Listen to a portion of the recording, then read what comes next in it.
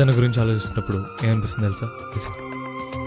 పాత పదనిసా దేనికదినసా నడకలు బ్రతుకున మార్చినదే సాయంకాల వేళ దొరుకు చిరు తిండి వాసనలు వాడుక చేసిందే గుచ్చికున్న చల్లగా